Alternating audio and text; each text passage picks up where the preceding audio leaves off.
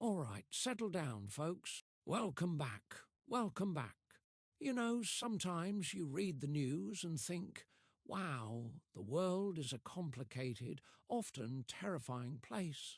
And other times you read the news and think, did someone spike the planet's water supply? Because things have gotten weird out there in the best possible way. Forget the heavy stuff for a minute. Let's dive into the headlines that made us do a spit take this week. First up, the biggest news shaking the foundations of, well, Italy and Chicago. The Vatican held its big Pope draft, the conclave, and guess who got picked? An American. Not just any American, folks. A cardinal from Chicago. His name? Pope Leo XIII. That's right, Pope Leo XIV. Sounds less like a pontiff, more like a character trying to get a table at a crowded Italian restaurant. Leo XIV, party of 1 billion Catholics. The internet, of course, immediately went into overdrive. The memes. Oh, the glorious memes. We saw photoshopped stained glass windows with Michael Jordan dunking. Headlines screaming "De Pope" in that classic Chicago accent. People are already debating if the Pope-mobile will be traded in for the Blues-mobile. Will communion wafers now be deep dish? Will the holy water be replaced with Malort? Seriously, the jokes write themselves. Comedian Josh Gondelman quipped, "I can't believe we have a pope from Illinois. People from Chicago usually hate the Cardinals."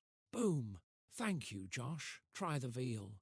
Someone even set Pope Leo's first appearance on the balcony to the Chicago Bulls' theme music. And Jimmy Kimmel nailed it.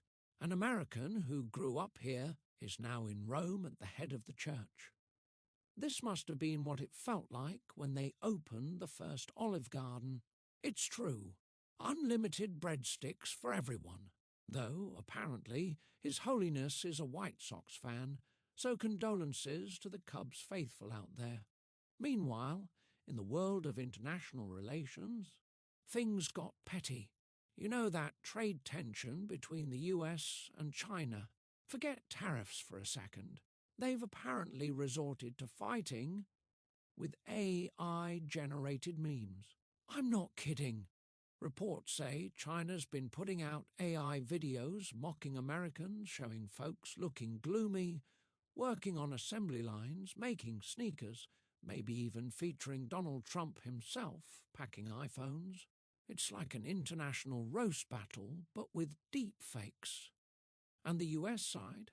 They're firing back with their own Make America Great Again memes, maybe showing confused Americans trying to figure out sewing machines or using clips from Ferris Bueller's Day Off to imply cluelessness about trade. It's wild. Forget nuclear codes. The real power is controlling the dankest memes. Is this how diplomacy works now?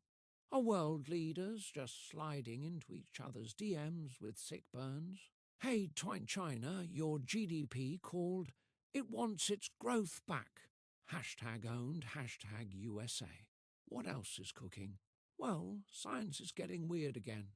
Apparently, Venus, Earth's twin, is way more geologically active than we thought. They looked at old radar data and found new evidence of tectonic activity.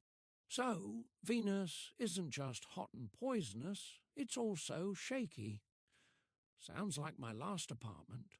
And get this, scientists in China reportedly used drones and just 1 kilogram of silver iodide to make it rain over Xinjiang. They apparently generated enough water to fill 30 Olympic swimming pools. 1 kilogram. That's like the weight of a pineapple. I use more salt than that on my fries. Can we get them to do that over California? Or maybe just over my houseplants? Oh, and for all you allergy sufferers, apparently bad breath and clogged ears can be weird allergy symptoms.